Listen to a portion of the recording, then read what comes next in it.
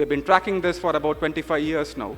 And if you go back to 2001, we saw that there is a 1:3, as in for every female entrepreneur, there were 3 male entrepreneurs in 2001.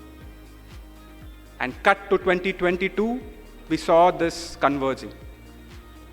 So for the first time in the Indian space, we are seeing gender parity within the entrepreneurship rates. But if you look around this room, you might well ask, well, Shrivas, I don't see that reflected in this room.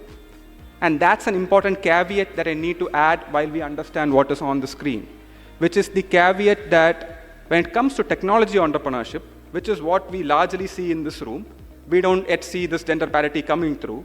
But if you look at entrepreneurship of all forms, which is what this graph reflects, which includes everyday entrepreneurship, which includes your mom and pop stores, if you put all of that together, then we are seeing gender parity come together, but it's yet to reflect in rooms like this.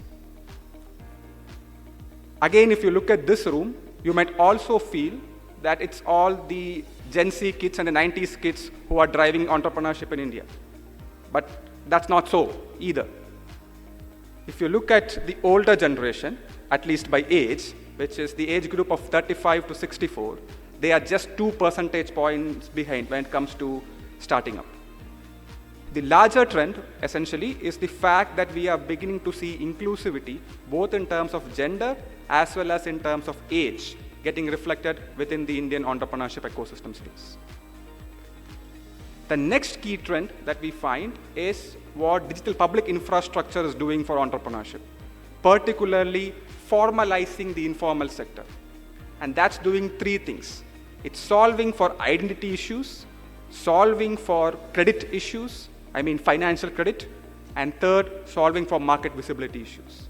And that is fundamentally transforming informal entrepreneurship within the Indian space.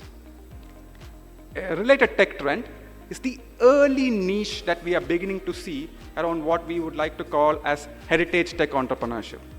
This is the likes of people training small language models on the Vedas, or like many of you who are in this room who have built assistive virtual reality or augmented reality technologies for experiencing heritage spaces.